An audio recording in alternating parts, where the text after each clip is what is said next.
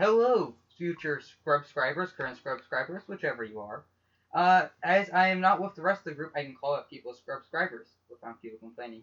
It's a good day.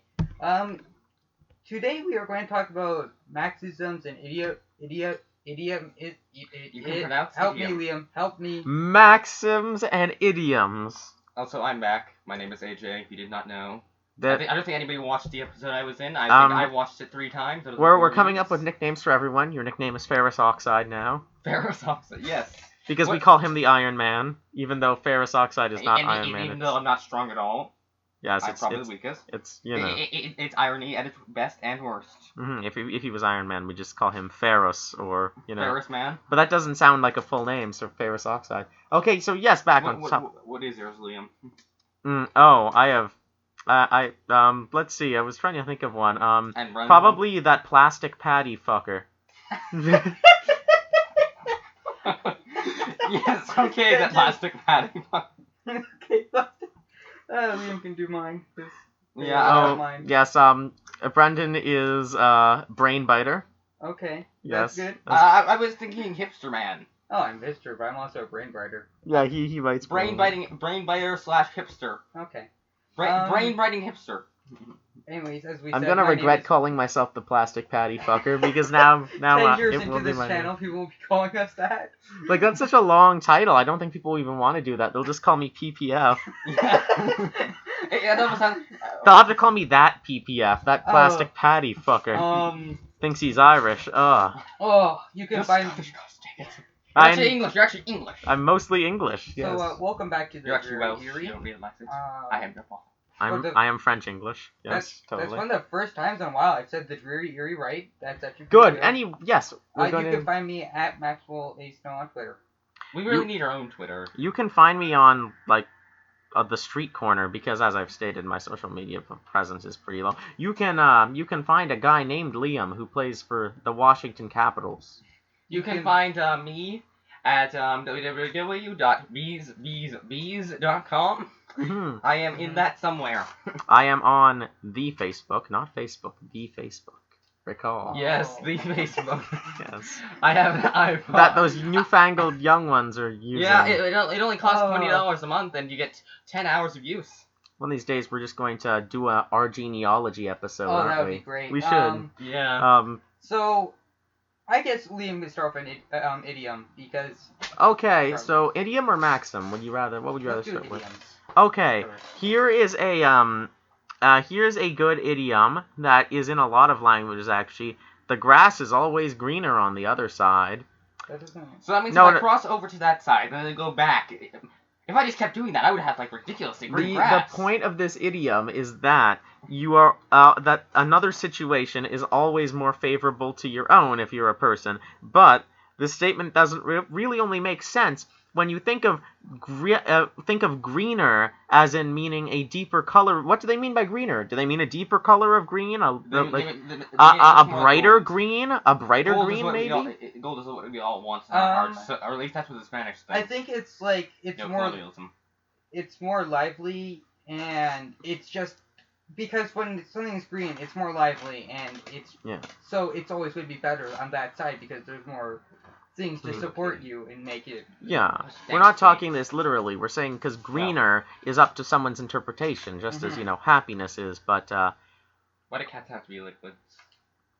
What? Because Brendan wills it. Yes. That's like my superpower. But basically, with that idiom, it's pretty interesting because I get what they're getting at, but just the concept of the grass being greener. Well, that's up to your idea. What if people don't like their grass greener, huh? What about that? What if I like yellow grass? What if you could live in Kentucky with bluegrass? Yes. Is Kentucky bluegrass actually blue? Some people like bluegrass. I mean, yeah. It's a good genre of music. It's a good genre, so maybe people want the grass to be bluer on the other side. I know, maybe you don't like green at all as a color. Maybe you think green's a bad thing. Then that expression doesn't work for you now, does it? So what are you going to say? The grass is always pinker on the other end. The concrete is always grayer on in the other city. Yes. Wouldn't that be a bad thing? If we said not if you love the urban areas. Associated colors with meanings, would we be could we say those are idioms too? in their own. Don't be blue. Oh. Yeah, kind of like that. I like being blue. Associate blue. My skin is blue. Like, oh my gosh, that's adorable kitty. Yeah, that's an idiomatic statement. Being blue as to be sad, and in some places of the world. It could also mean you're asphyxiating, so maybe just that. Ta-da. It's a baby. Your question mark now. I can pet this kitty without it biting me now because it's so adorable. But oh God, Simon, why are you doing this? Blue is a weird color because although it does mean sad and it's most cultures interpret it as being like a sad color. It's just so happy. Yes. Blue is also a color it's a calm color. It's probably one of the calmest colors. Associated with calmness. Simon's goal is to hijack every single not just with depression, because actually I've heard that blue can stop impulsive acts of suicide. In Japanese subways, they started using blue as a color, and they saw suicide rates drop. When in Shakespeare's time, yellow was the color of melancholy and suicide and all those things. Yes, I'm feeling quite yellow today. I suppose I'll go write about it in verse. That is why in verse and rhyme. That's why wearing yellow as Malvolio is a bad idea. Not saying Malvolio. What was it? Frickin' Malvolio. People associate red with being a color of love and a good color. And also a color of anger. Yeah, right? And that's actually how the Native Canadians, American side. Red isn't a good color. It's the color of blood. It's the color of rage. Yeah, that's what red is. Red is.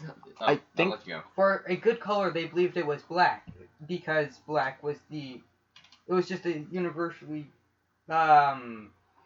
It was just a universal color. There was no bad meanings associated with it. Mm-hmm. But yeah, red is very conflicting color, so I don't know why we think of it as being so good. I think it's because it's either whether it represents life and love or whether it represents anger. Both are associated with blood. Mm-hmm. And blood, so blood is the color. It's the blood color, right? So yeah. They used to associate pink and red with males and blue with females because red is passion, fury, and pink is passion. Pink is passion and fury. Blue is calm. And pink is the stronger color in general belief. But interestingly enough, that ended up changing.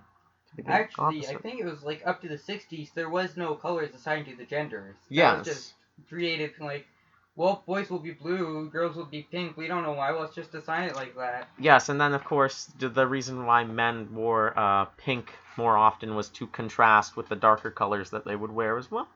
So, and then additionally, because of the stronger color and because of, passion, things like that you've mentioned. So, those are interesting things. And then additionally, there's how so many different cultures have different good and evil things.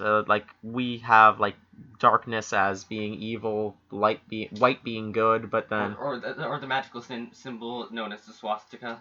Yes. The swastika, a symbol of peace, actually. Yes, and that goes back to my point on Asia. In Asia, at least in several countries in Asia I know of, black is seen as a better color than white. Exactly. I mean... White can be a color of death, actually, I believe. Yeah, I think we don't give black enough credit for what it's a good color. It should be representing good, but it never gets represented as that. Yeah, white and black work very well together, especially. Yes, they're very conflicting. Zebra stripes. That's what everything should be colored. Zebra stripes. I just had this freaky moment where I just imagined everything in this room just zebra stripes. Oh, that'd be tacky. But Brendan mentioned a good maxim before we were recording. Don't talk to strangers. Yeah, it's a maxim. It's supposed to be common, useful knowledge. Don't meet anybody. But I find a lot of the time that I don't think this should be advice. I think it doesn't make sense because in this era, you talk to strangers all the time on the internet, first of all. But when you're out with someone in the public, I think you're with people. You should be talk to strangers. People should come up. Some people, because it's being social and it was normal. And then the internet came along and people were like, no, you can't do that. It was an idiom that made sense in the 20s when you would stay in your own little community. Yeah, and then and not as many people were strangers back then. But then... now everybody is a stranger, and everybody is right by you, just one click away. Yes, and then additionally, doesn't that create a standard where Mm-hmm. because people are making friends online, they don't view those people as strangers when perhaps they should? Exactly. It doesn't quite make sense. I don't like that maxim at all. It doesn't. I'm against it. And the maxim is simply don't talk to strangers. It's not don't talk to strangers when you're alone or in a vulnerable situation. It's simply don't talk to them at all. It was meant to be advertised to kids. Yeah, so. but when not specified to a child who like who's listening to their parents on that one, I mean, even in situations where they're talking to other kids, that might be leading to a situation where they aren't going to converse with people. Mm-hmm. And then they become antisocial and they ruin their lives and. Yeah, you killed your child by saying don't talk to strangers. I find that, like... That's a bit extreme. Being social... No, it was so right. Being social is totally a skill that people don't develop at a young age, so they don't become good at it. Our entire generation is extremely antisocial. Like, I... To some point, don't have... I have... to some extent, like, social anxiety, where I find it hard to talk to people and confront people. I think that does trace back to the fact that wasn't a thing yet. Mm-hmm. Yeah. So that's kind of something that can go down when, you misuse a maxim. Mm-hmm. And maybe you don't that's actually... That's why all maxims are evil and should die. Like, you could even argue that a similar effect comes from that whole if you have nothing nice to say, don't say it at all thing. Well, nothing is truly nice. Yeah, you know what? I freaking hate that maxim because it implies that if you're going to say something that is insulting to someone else, you should never say it, even if they're totally off base with what they're thinking, maybe. Exactly. It's not... They're not... Sometimes they're just not good advice. They don't make sense. It's painting with broad strokes. With that maxim, I'm just with... If you don't have anything nice... Like, it's criticism. Mm-hmm. You can say bad things about someone, but you have to do it constructively. Yeah, exactly. As long as it's constructive. You don't want to just put somebody down and not bring them back up. You want to bring them back up after. Help people, get better. Get good, as it is. As it were. Get good. GG. Get good. You just need to get good. Get gooder. Good get. What are some other really, really common ones? Maxims. In terms of maxims, we have things like don't bite the hand that feeds you. Whereas that one I can understand perfectly fine. Don't piss off the people that are giving you food. Largely it's so that, you don't anger your parents. I've never heard that one. Don't bite the hand that feeds you? No. You never heard that one? Nope. No, it's a pretty common one, yeah. So just don't bite the hand that feeds you. That one I can understand, of course, though you could see that one being misused as well, by oppressive regimes. Okay. Like, I'm paying you. And that's why that one Ugandan dictator declared himself the last king of Scotland, because that's saying. Thanks, Idi Amin. That's what his name. And then he said that he did not like the Queen of England. Secretly, he was obsessed with him. He has the wall just dedicated to her. Anyways. So yeah, that's one of the maxims that I can understand more so, rather than ones like don't talk to strangers, which could have inherently bad effects on people. Let's see, another one. I like how too many cooks spoils the broth came back for a small while. Too many cooks in your kitchen is terrible. Spoils the broth. Yep. It's basically the same in German as well, with similar idiom. I understand what it's saying. If you have too many people working on one thing, it kind of... Because they all try to do the same thing at some point, and that's just too much. It's not good. I understand, but at the same time, it doesn't make sense, because you just have to communicate, and then maybe you'll make something even better. Yeah, and that does kind of promote people being antisocial for the sake of...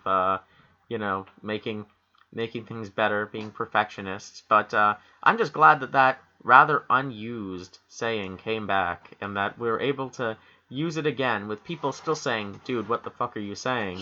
But I'll be like, come on, man, it's current now. There was that one internet meme, you remember that? It had a similar title. Yeah. You got it, bruh. You got it. Oh no. And then Crusader Kings 2 was booted up, and no shits were given. It's not even Crusader Kings 2, it's Crusader Kings 2 Game of Thrones. Oh! If you don't know, we usually do something else while we talk because we're that pro at this. Yeah, last time we were playing a flight simulator, and that's when I realized this is a really good idea, because, I mean, I can't really contribute much to this conversation on idioms and maxims. We already did this last time, we're getting copyright strike. No, thankfully we have not. Yeah, as long as it's 10 seconds. It was under 10 seconds. Okay. So, let's see. What's another good one that maybe... Can we just steal, like, lyrics and idioms from, like, the, like, songs? Can we do Words that? are wind? No, like, let's say The Gambler. Oh, and all my flags are messed up. Does anyone actually know the lyrics to The Gambler? No. No? Oh, No. you people, you failed me. We're just gonna leave you with this long, awkward silence know. for It's Brendan beautiful. for Brendan to realize that he can't, put his freaking expectations on us. Let he who is without sin cast the first stone. Brendan, you know that you don't have the bagpipes with you at the moment. Okay. I'm disappointed. Yeah. So let's see. Oh yeah. Don't judge people.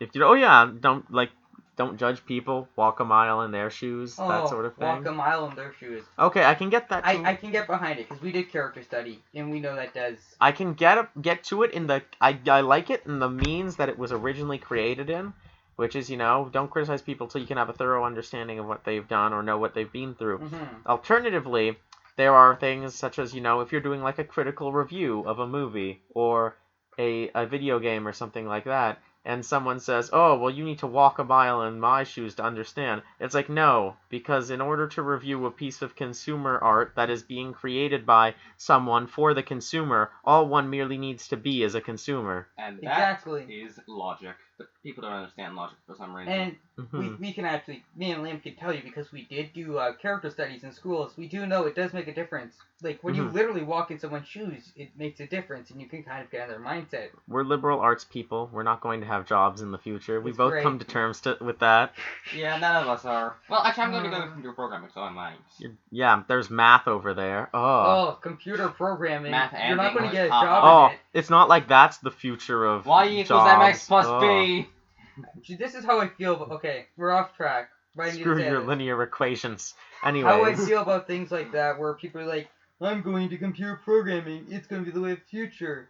So many people are going into it, there's going to be an oversaturation. And I'm like, I'm staying away from that. But at least they're not going to get like a job cut by robots. Plus, job security in that. Plus, China's just going to win. Ooh, read Player Piano. It's basically exactly that. Only the engineers and the scientists end up left with jobs because everyone else is put out of work by machines. It's an interesting post-apocalyptic, not even post-apocalyptic, well, it is post-apocalyptic, but it's also dystopian. Player Piano, Kurt Vonnegut. We could debate, when you say that, you gave me an idea, we could kind of debate, like, the wisdom that was passed on by, like, books, such as, like, Animal Farm, or, like, things we've read in school, too. Brave New World is what I'm on right now. Brave New World, Fahrenheit 451, which none of you have read. Oh, 451? Don't you even question me about Fahrenheit 451. Oh, God, you do know it. Yes. Someone else who's read it.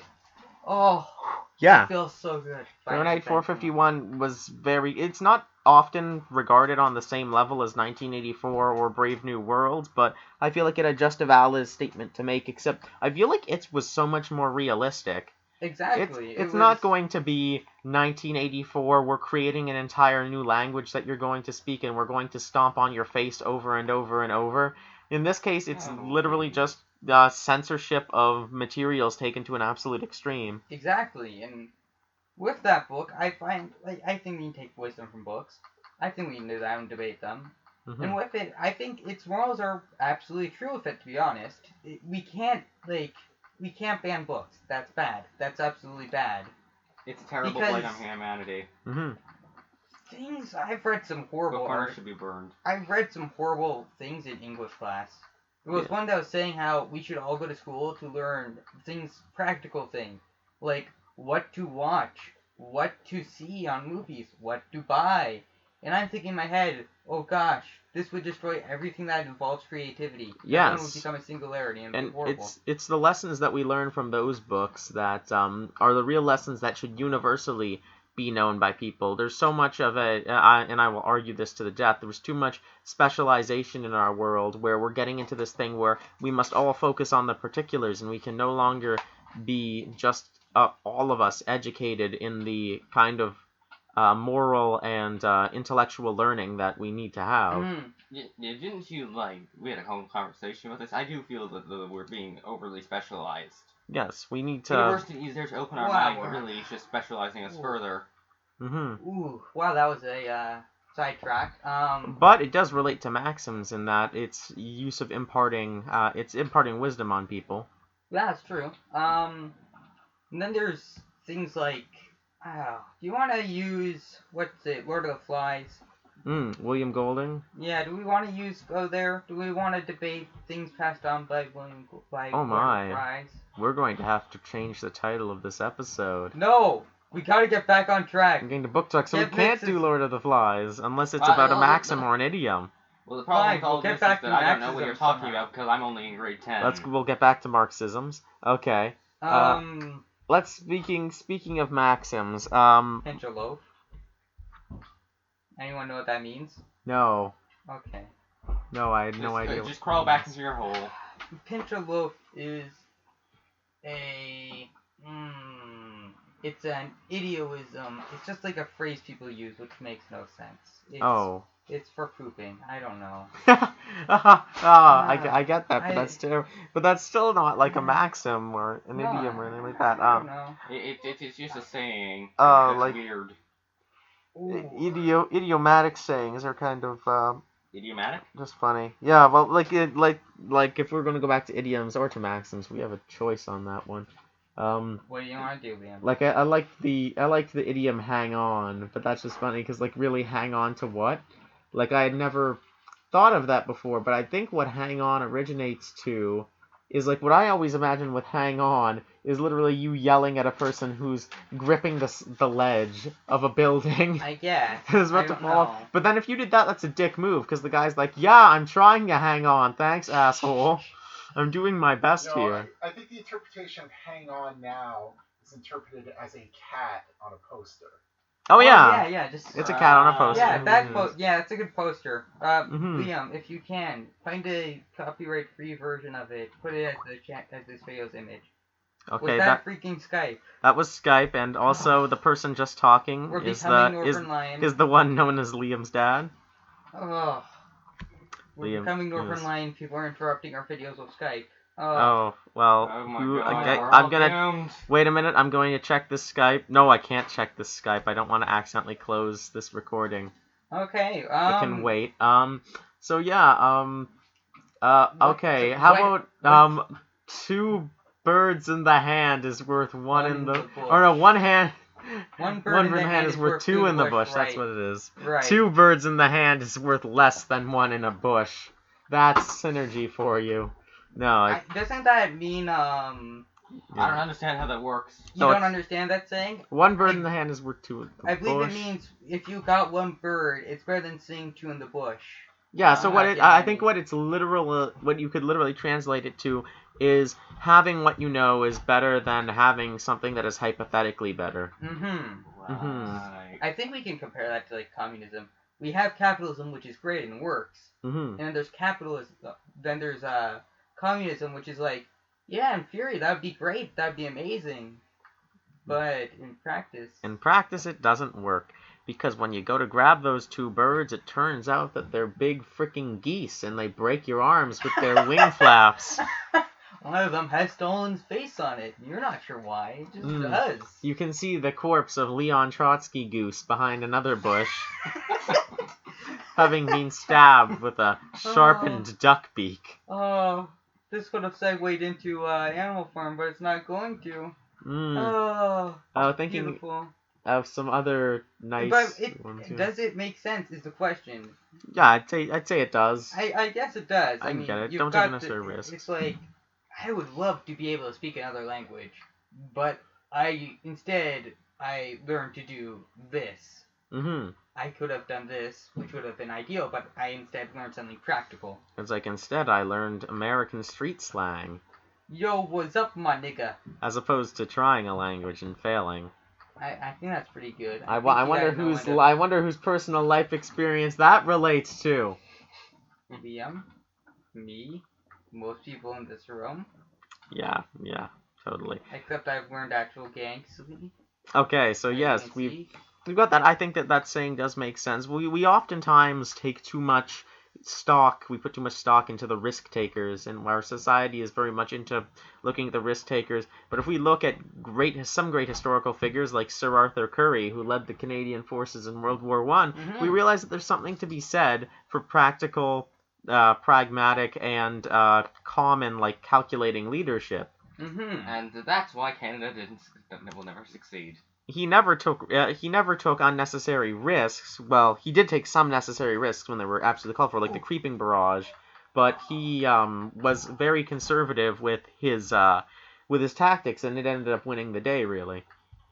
There's an idiot. Armstrong Custer was a risk taker. There's something we could tie that to. Something that would relate. That would put us back on topic. Oh. Sometimes, oh no, he's being distracting. God damn it. AJ, now put that on the screen. There's an idiomism for that, for like never taking a risk and how that will never work out. Oh yes. That would be okay. Something about a stone not gathering moss. You know. No, that was a different thing. That's completely opposite. I think it's actually. I think the best way I can do it without remembering the actual quote is quote a hockey player and saying you miss 100% of the shots you don't take. Which I think we could tie back to here. But even then, of course. Ohio, don't semi-explode. I mean, really. Good morning, don't explode. Yes. Yep. Good stuff.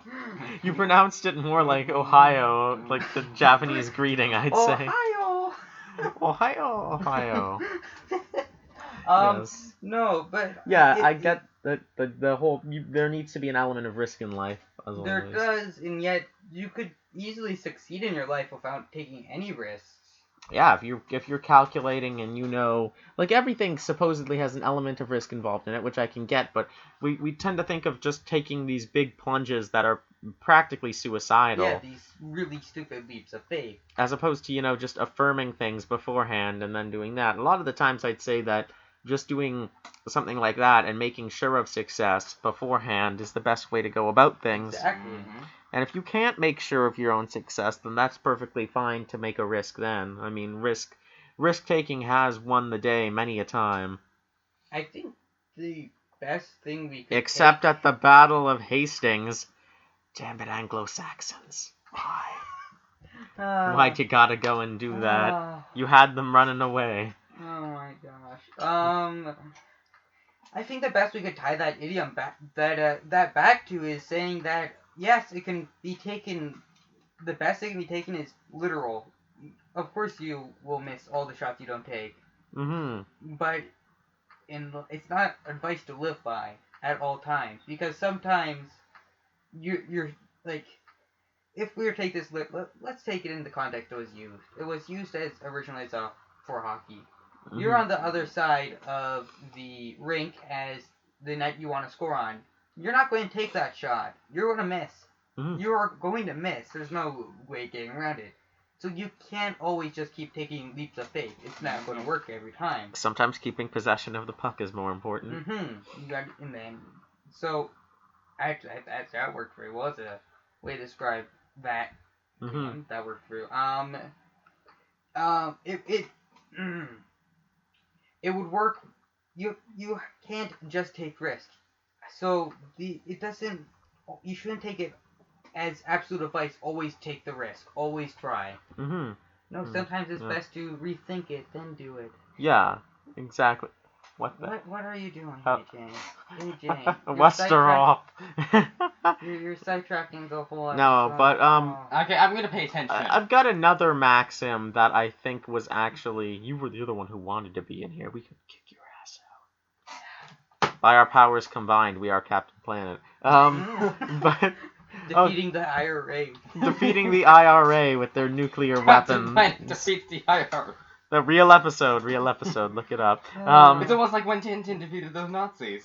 Yes, well, except Not that as was... good. Except, Not you as know, good. Tintin was pro-Nazi, so it's ironic. You Belgian bastard. Apology to Belgians. Okay, so another good maxim out there. I know we were going to do idioms, but I think that maxims are just... We said Maxims and interesting Idioms at the beginning of the episode. Yeah, Yes, both, yes. So we're good. So how about a watched pot never boils?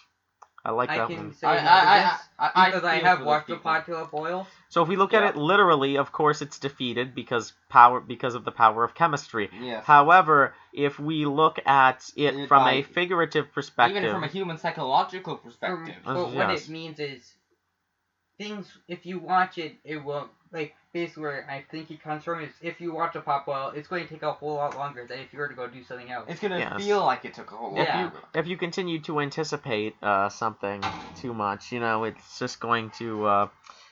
it's just going to hurt you in the end, which is something that you shouldn't be doing. So, yeah, I understand where that one's coming from, though obviously not literally right. But I guess it's saying... Figuratively, it's not always right. It's right in a psychological sense. Take it as the sense of, even literally, if you watch a pot, you're more likely not to go wrong than if you were just to leave it. Say you have a pot of oil in it, you boil it till it literally catches on fire.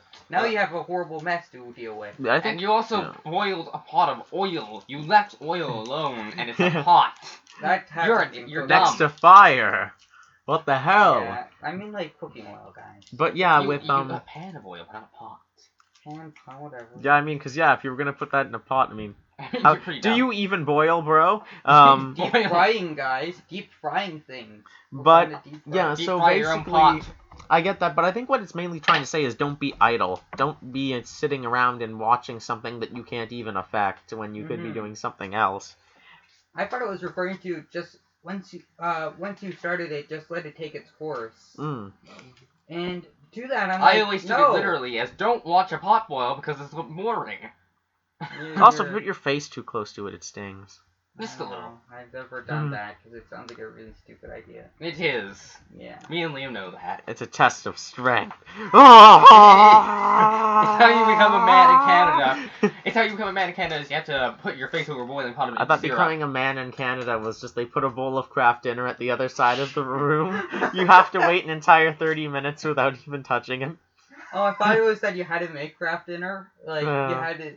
There we go, tying it back. You have to boil the water for the Kraft dinner. Or someone needs to steal $100 from you. They need to do it right in front of your face, and you need to thank them for freeing up space in your wallet. Thank you for the... I don't know why you have this, but I feel like my legs need to do something. And then it's loud, AJ. Don't do it. Don't do it. And then you have to apologize for inconveniencing them by giving them $100. Yes.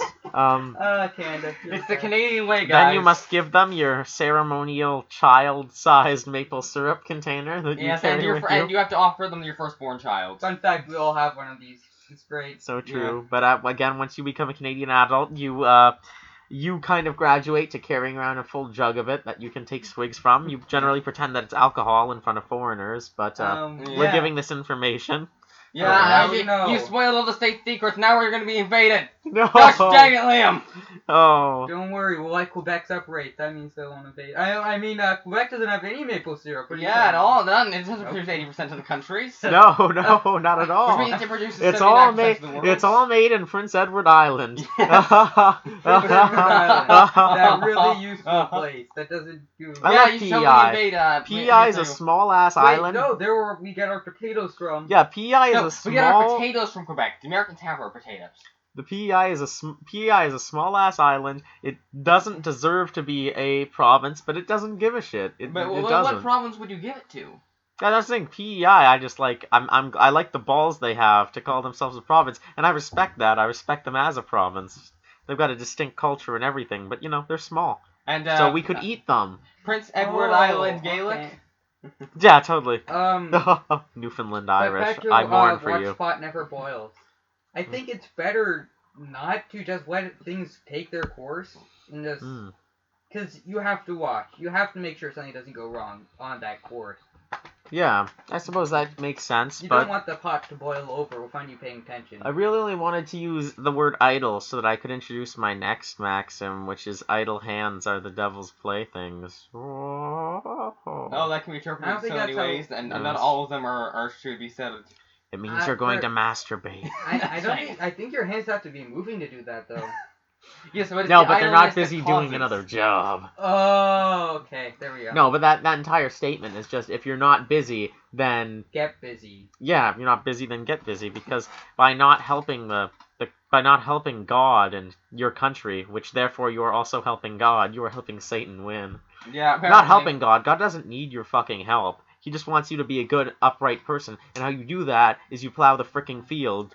So you're flipping a tiny crop of potatoes that barely stops your family from starving. Yes, and then the blight comes. I was about to say that. Then the blight comes. What's that? Do we count, like, keyboard hands, where you're just like, Yeah, exactly. The internet is actually not having idle hands, and so you're doing the work of God by trolling people on the internet. Yes, God doesn't like them. God wants you to troll them. If they go for the troll bait, then that is it.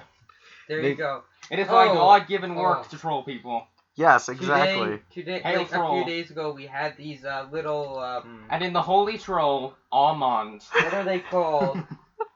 What are they? Oh, what are the school did these things? And the holy troll. Where they taught us things about the internet. And it was terrible. I don't even know what Liam's doing.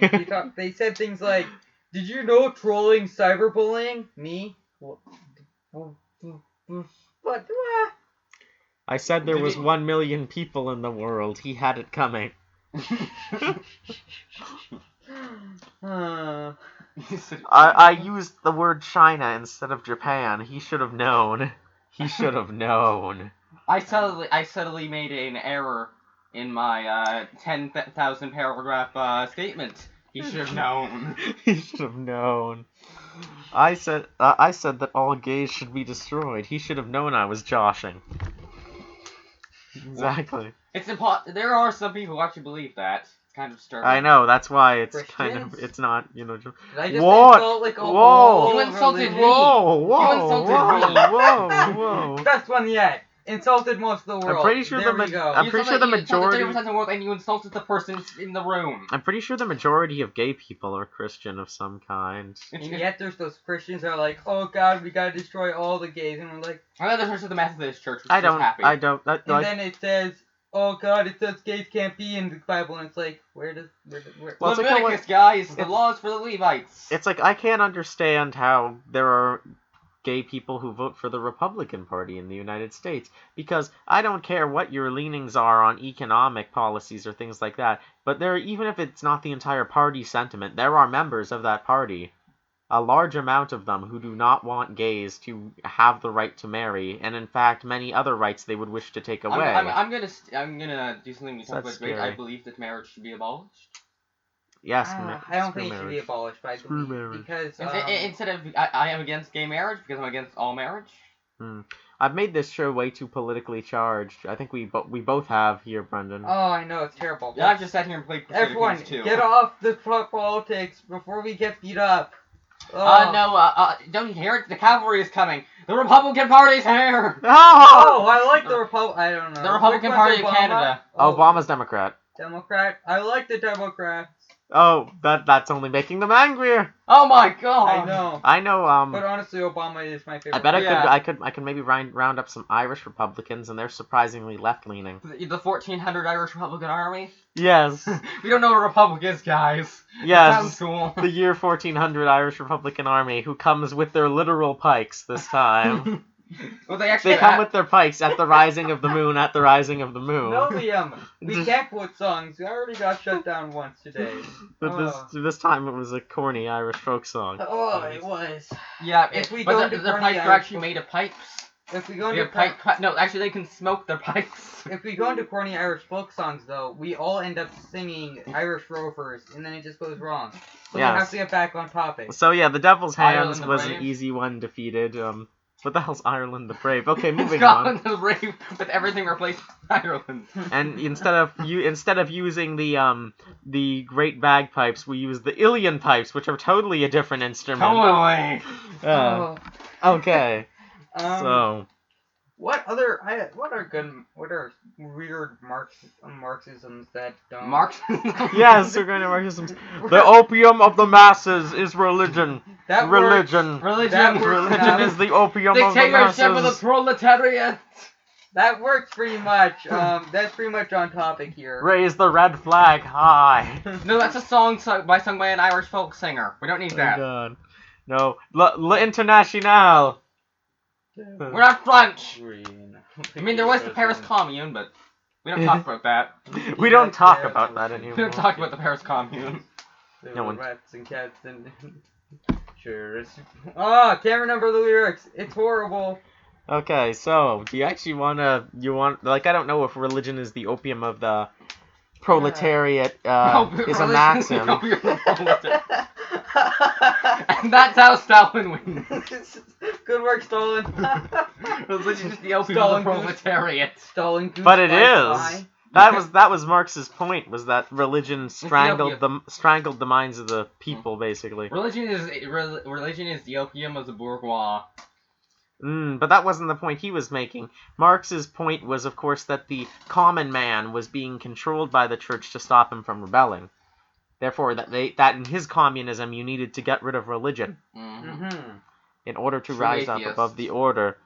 And that's how the world's first atheist was born. In order to rise up against the order, 1886.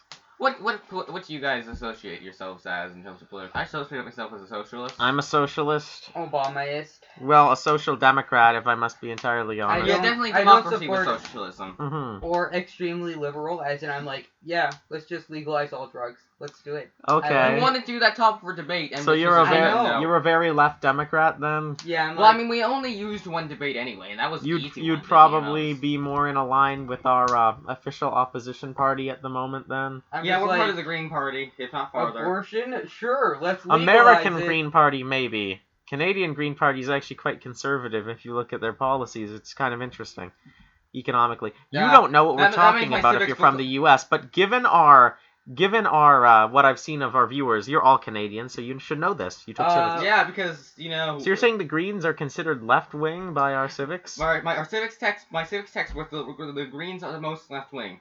That is... Is it the Righto Party that made all this? And the most right is the Conservatives, obviously. But fun fact, by our civics textbook, the Conservatives are more right-wing than the Democrats. Than the American Democrats? Yes. Show no. I'll just say this, I'm actually Rhino Party. Yeah, Rhino Party's great. Build a wall to keep the killer bees out. That's nice. Let's move the mountains. Let's rename British Columbia to La La Land. And we should probably build, like, laser guns that shoot at the Asian carp as they attempt to enter the Great Lakes. Exactly. Let's be the Rhino Party, guys. We need to... if I am elected on the Rhino Party platform, I will build one nuclear power plant for every citizen. We should put... Let everywhere will be distributed, and we will use radioactive citizens as light bulbs. We will add bull sharks to the Great Lakes to stop the Asian carp invasion. We will repel the laws of gravity. We will support higher education by building taller schools. We will create the first colony on Jupiter. We will dam the St. Lawrence and make Montreal the Venice of North America. We will move the sun closer in the winter. We will invade the Central African Republic and take all of its rich resources. We will invade the United States and make it the fourth territory. We are the Rhinoceros Party. Say it with me. We are the Rhinoceros Party. We are the Rhinoceros Party. We are the Rhinoceros Party. Or Rhinoceros People Party. That's an American thing, isn't it? No, it was originally Canadian. We're Canadian. Yeah. Their leader was a rhinoceros who was elected to city council in Brazil. Yes. That was something like that. Yeah. If you are American, you're watching this somehow. Somehow, I don't know why I said somehow. If you are watching this, you're watching this in Albania. Canadian politics are far interesting than your own. Far more interesting than the Rhino Party. British politics are the best, though. Rhino Party. UKIP guys, we're totally not insane.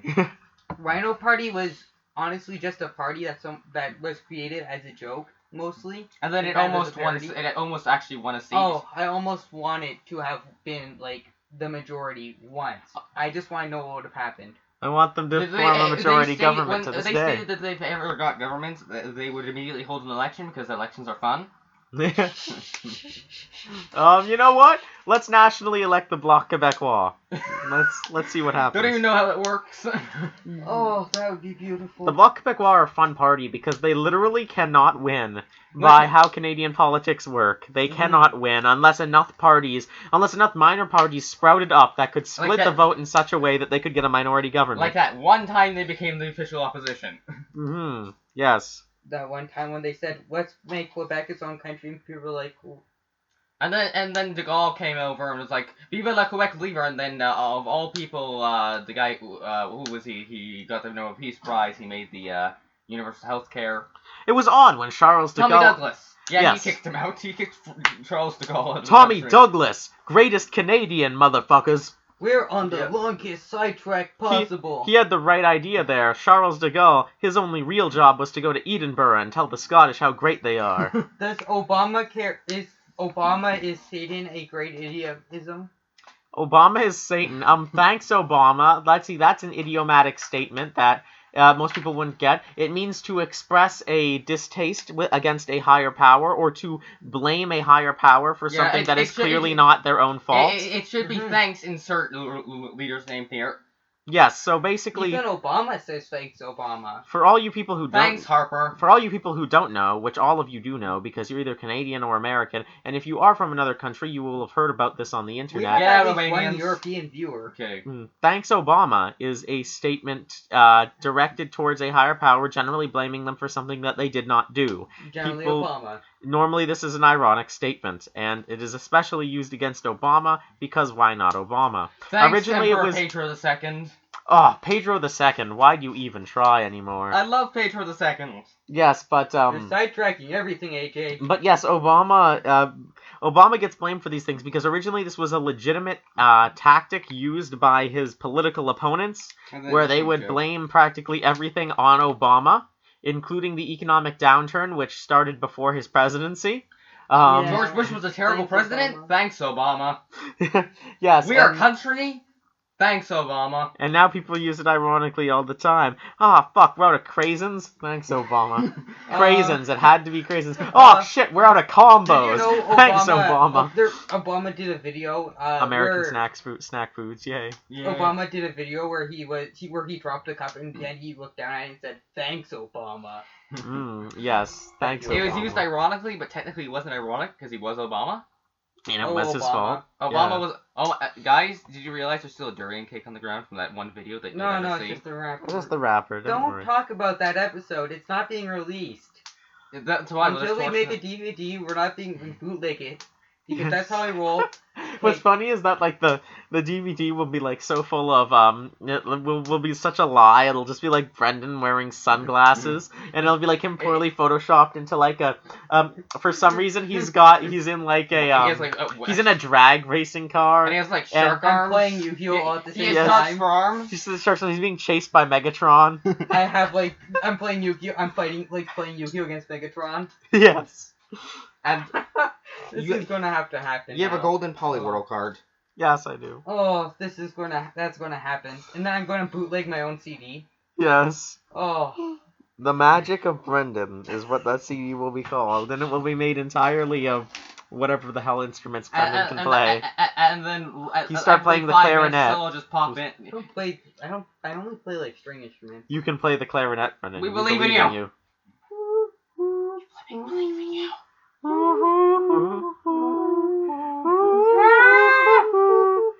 I actually play a flute. I actually played the clarinet once. For music class. It's good that they make you learn at least one instrument. I like how they make you learn hot cross buns. I'm fairly sure everyone. If they weren't so expensive, every school should have a bagpipe. We're Canada, for goodness sake. Yeah. All the flutes are going, and all of a sudden the guy just comes in the back. It's the one bagpipe song. The one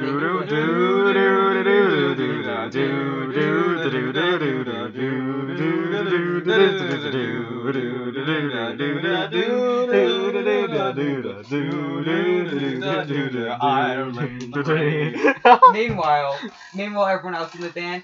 I was playing hot cross buns. Do. When I was in the school, my school's music class, I played the xylophone. Oh. I basically just pretended to play and she could never hear me. And I got 95%. That's kind of what like the flutes were like in our school. We had a few that carried us. I played bass guitar. 3 people in my class. 1 amp, 1 wire. So 2 bass guitars. We can't salvage this episode anymore. No, this is unsalvageable. So we're probably gonna end this one here. Thank you very much. So thanks for watching. Subscribe, like, comment, whatever. Follow me on Twitter. Eat a potato. They're delicious and Obama, nutritious. For sidetracking as always. Thanks. Yeah, Thanks, you're welcome. Obama. Thanks, AJ. Obama. Thanks, Obama. Thanks, Obama. Thanks, Obama. Thanks, Ireland. Vote Rhino.